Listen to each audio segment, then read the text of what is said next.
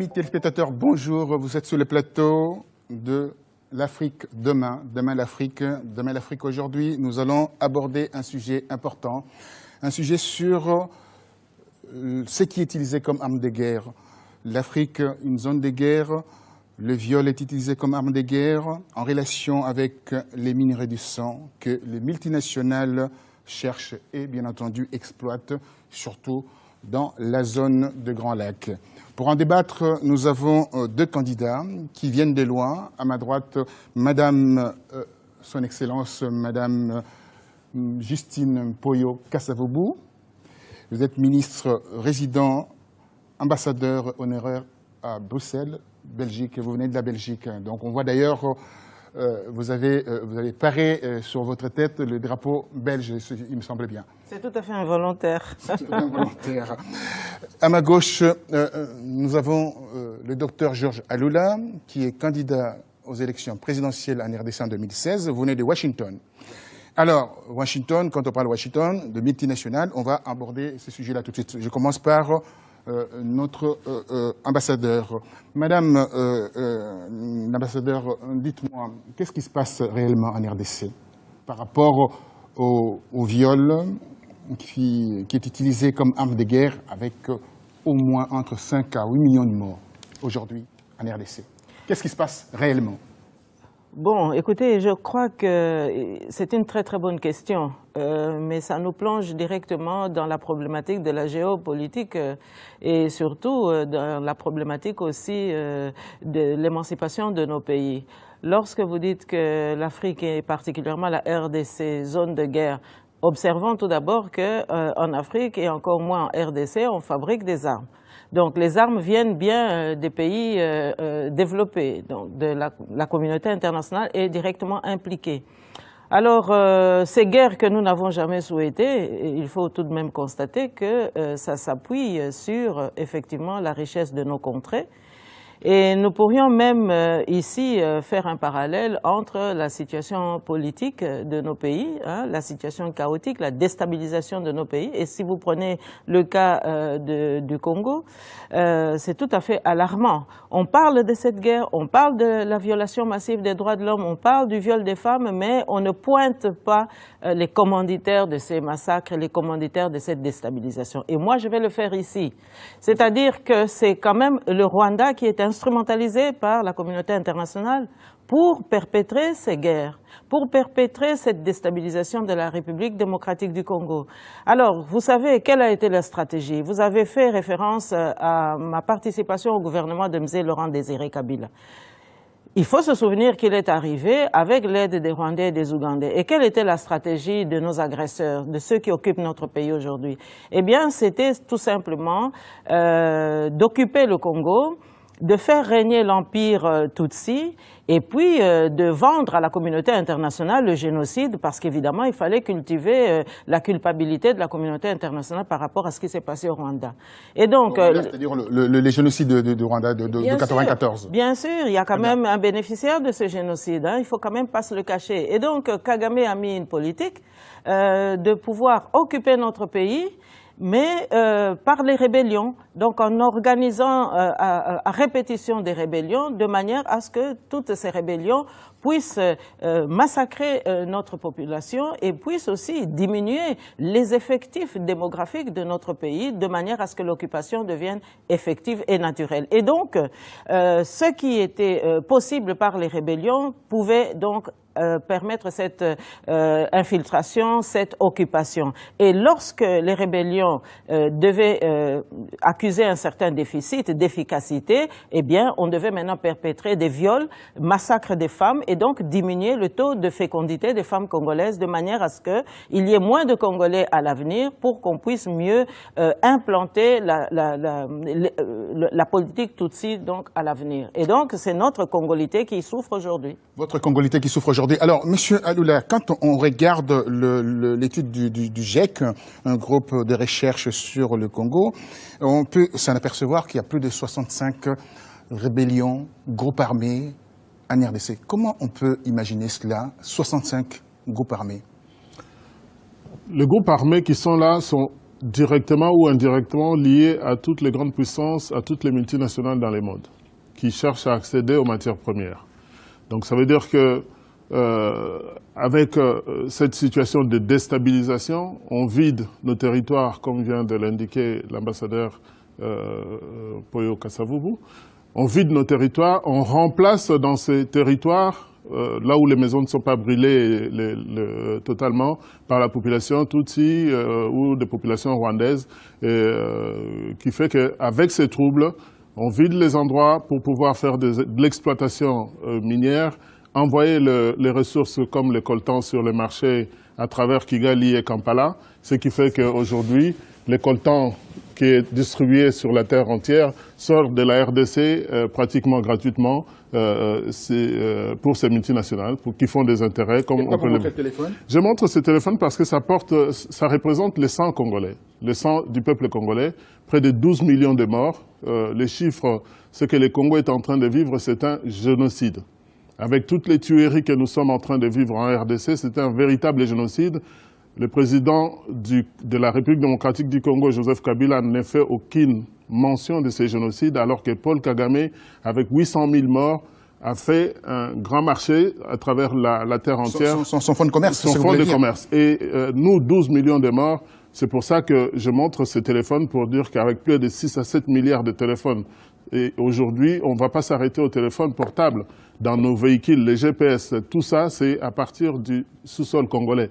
Donc les enjeux économiques sont très importants et la RDC, ses poumons de l'économie mondiale avec ses ressources naturelles comme l'uranium, entre autres, qui peut déstabiliser la terre entière. Et la réserve d'or de 23 000 milliards de réserves d'or. Potentiellement. Non, l'or, c'est connu, on sait. On a dit la réserve est de 23 000 milliards parce que c'est... Potentiellement, c'est une étude anglaise d'ailleurs. C'est connu.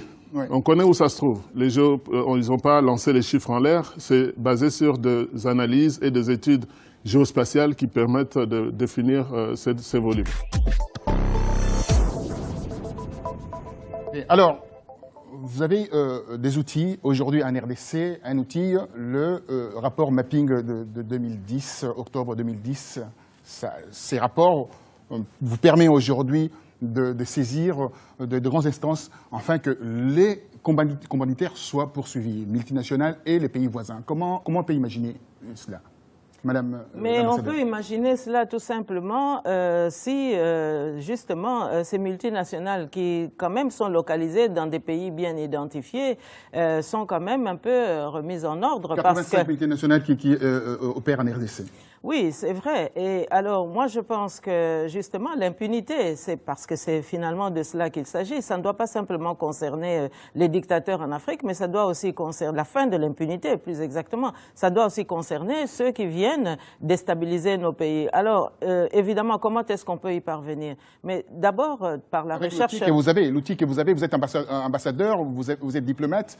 Par définition, quand vous avez un rapport, vous savez décrypter ce rapport. Pas comme tout le monde d'ailleurs, avec des termes assez techniques. Comment vous laissez de côté ces rapports qui peut aujourd'hui vous servir?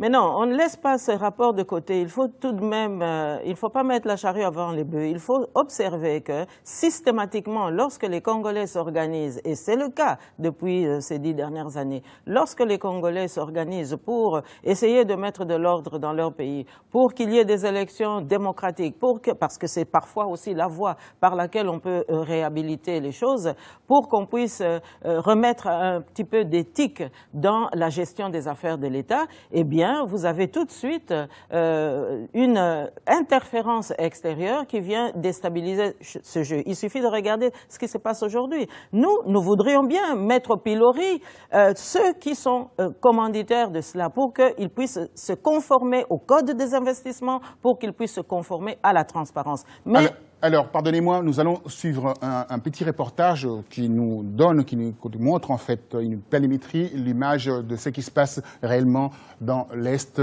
de l'Afrique, de la RDC et surtout l'Afrique subsaharienne.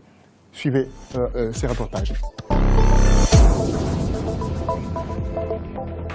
Depuis des années, les régions pétrolifères en Afrique sont le théâtre de multiples affrontements armés entre les habitants, les groupes rebelles, l'armée et la police, qui ont fait de nombreuses victimes et perturbé à plusieurs reprises les principaux secteurs d'exportation de ce continent, au profit de multinationales européennes ou américaines, ayant soif des richesses minières que possède le continent africain, trop souvent au détriment des peuples, ethniques ou habitants locaux.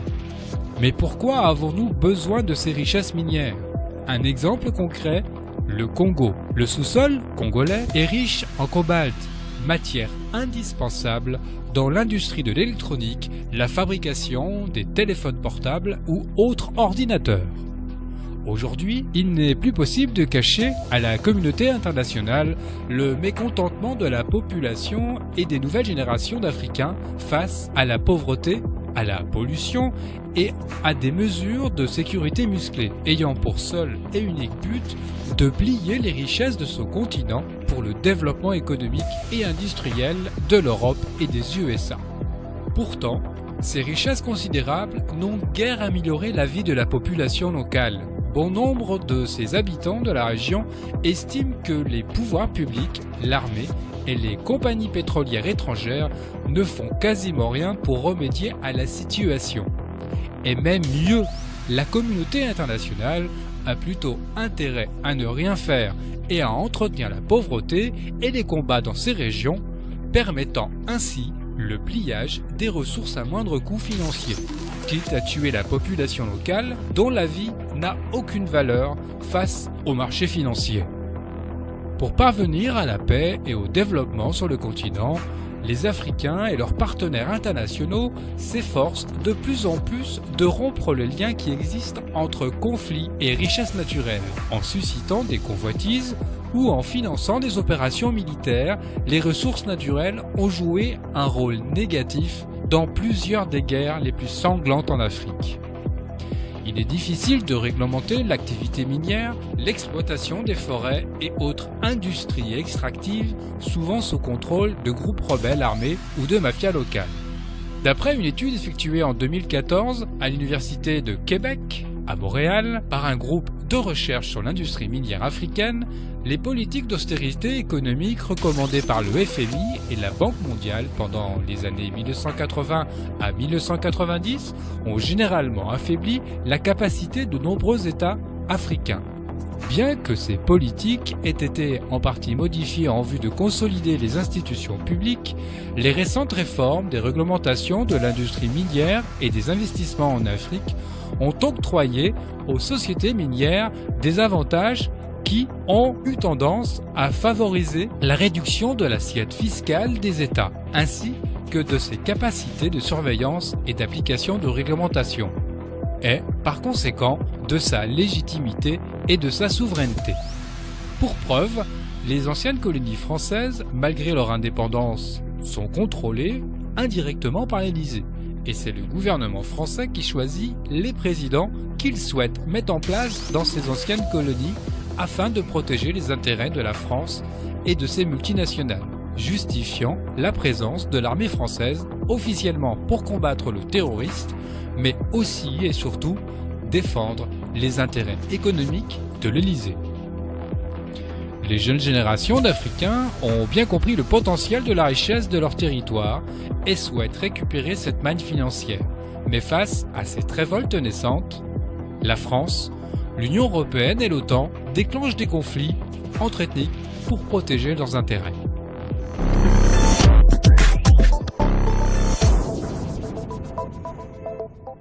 Son Excellence, Madame Justine Poyo-Kasavubu, votre réaction par rapport à ces petits documents qu'on vient de suivre?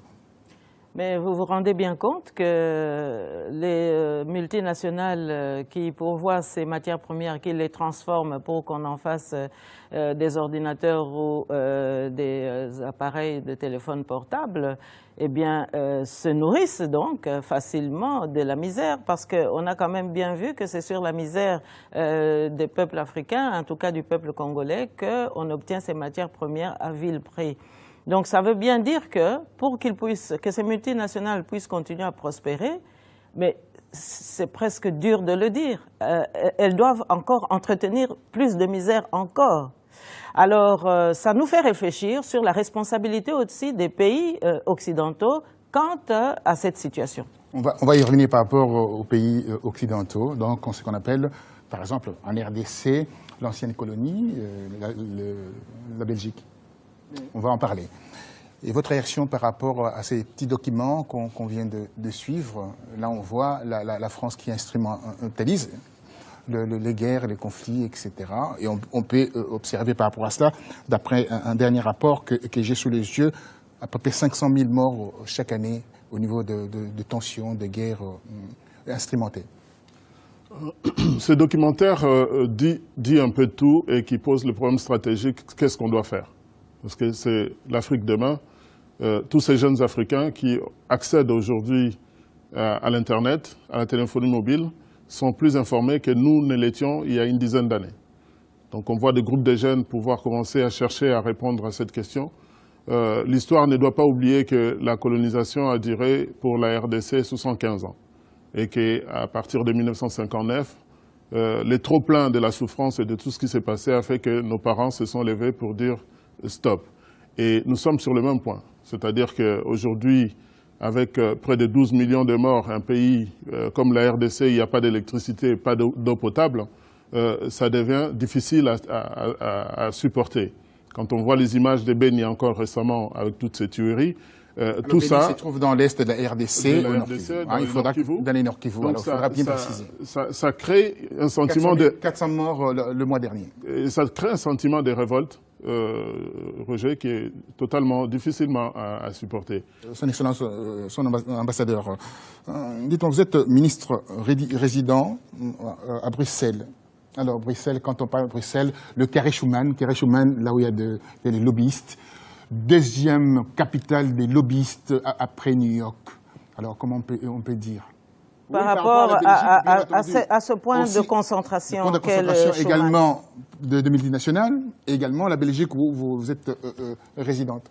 Bon, écoutez, je crois que... Qui est notre ancienne colonie d'abord. Oui. Oui, mais je crois que la vraie question, c'est de s'interroger, est-ce que la Belgique a des intérêts au Congo, lesquels?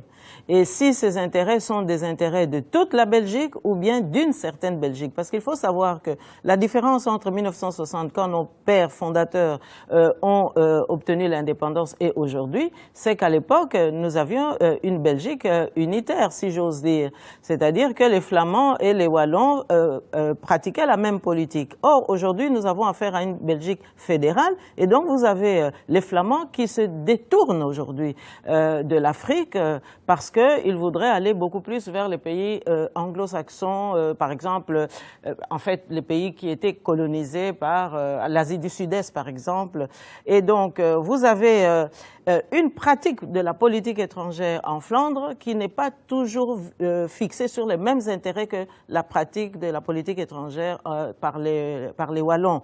Et donc, ça nous donne une incidence sur ce que nous vivons en RDC. Alors, quels sont ces intérêts qui pourraient concerner toute la Belgique? Quand on voit que des entreprises comme la Gécamine sont en déliquescence et ces entreprises faisaient qui est morcelé aujourd'hui. Voilà, et qui faisaient les beaux jours des sites de Hoboken près d'Anvers.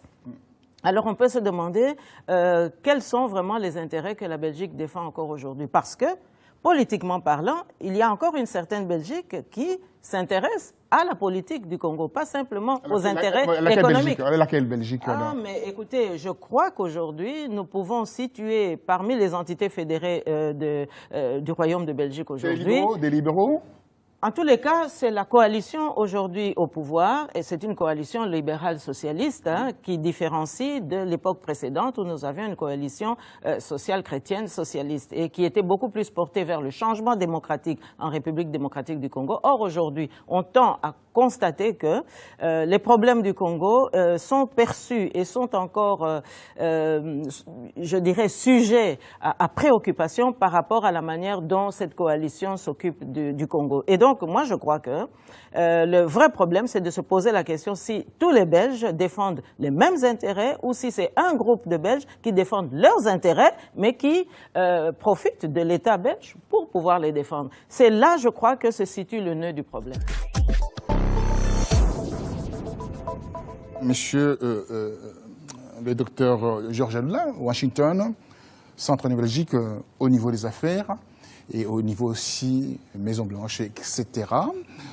Alors, vous êtes lobbyiste également. Dites-moi, que faites-vous pour le Congo, là-bas à Washington?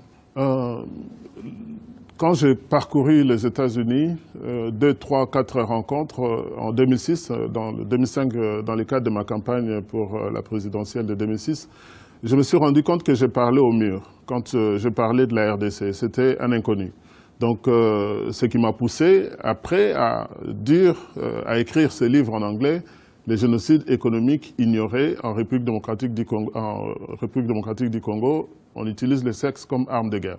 Il fallait faire savoir tout ce que le travail que le docteur Mukwege est en train de faire aujourd'hui, en me soufflant les mots qu'il faut faire quelque chose côté politique.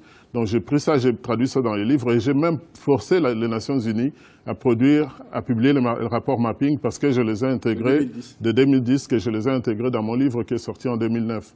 Alors, le problème, c'est la solution, elle est économique. Comment on peut ignorer la RDC à partir du moment que George Bush avait des intérêts, Clinton avait des intérêts, avec American Fried en RDC, dans l'est de la RDC, où on pompait, entre guillemets, passez-moi l'expression, le minerai de la RDC? La réponse est dans les silences observés dans le monde entier lorsque 12 millions de Congolais meurent, lorsque dans la capitale où il y a eu les combats à Liforeman en 1974, on avait de l'électricité, sinon on n'aurait jamais fait les combats à Liforeman à Kinshasa. Aujourd'hui, à Kinshasa, il n'y a pas d'eau potable, il n'y a pas d'électricité. Donc ce silence-là qui nous a été imposé, ou à la limite le fait de pouvoir nous tourner la tête sur toutes les catastrophes que nous avons décrites dans cette émission, il fallait parler en anglais, faire comprendre notre message à nos interlocuteurs américains et de la communauté internationale. Et votre solution pour passer la parole à son Excellence, Madame l'ambassadeur? La solution que nous avons proposée, elle est économique. On leur a dit, voilà, là où nous voulons amener le Congo demain, l'Afrique demain, on a dit, sur le plan économique, on industrialise toute la production minière du Congo, on sécurise le nucléaire congolais à partir de la RDC et on fait venir les partenaires par domaine pour pouvoir investir dans l'industrie automobile, l'électricité, dans nos pétroles, dans nos industries minières, tout ça en passant par la sécurisation du pays, l'éducation nationale, la santé. Donc il faut remettre le programme social que nous... Tout un programme social, puisqu'il faut reconstituer nos familles.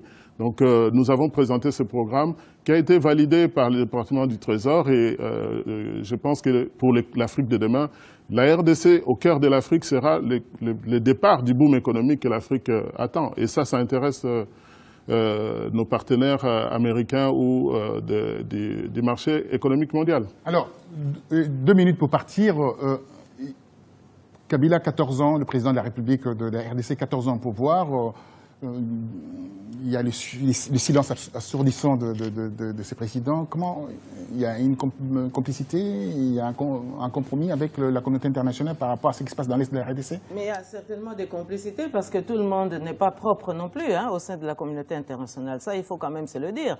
Parce que l'article 64 dont les Congolais doivent se servir aujourd'hui pour obtenir plus de vérité, plus de droit, plus de justice, ça passe aussi par plus de transparence. Donc il faut quand même qu'on puisse un peu diagnostiquer quels sont ces intérêts qui doivent chaque fois occulter la volonté du peuple congolais lorsque ce peuple veut se déterminer. Et moi, je dis que par rapport à ce que M. Aloula vient de dire ici, sur le programme du développement économique de notre pays, nous sommes tout à fait en phase. Mais il y a une menace qui pèse sur cette espérance. Il y a une menace. Parce qu'aujourd'hui, Kagame, qui est vraiment notre occupant vraiment terrible en Afrique centrale, lui, il escompte sur une victoire de Mme Clinton aux élections américaines. Parce qu'à ce moment-là, ça voudra dire que ses amitiés avec Clinton vont de nouveau redonner cette politique néfaste que nous avons subie dans notre pays. Merci infiniment. Merci d'avoir assisté à cette émission ô combien importante concernant les implications de multinationales dans des conflits armés dans l'Afrique subsaharienne, particulièrement en RDC. Ce que nous pourrions conseiller aux Congolais, de s'appuyer sur des rapports qui existent, afin de faire valoir leurs droits. Je vous dis merci, à très bientôt. Merci, au revoir. Merci Roger Bongos, merci à Presse TV. Merci à vous.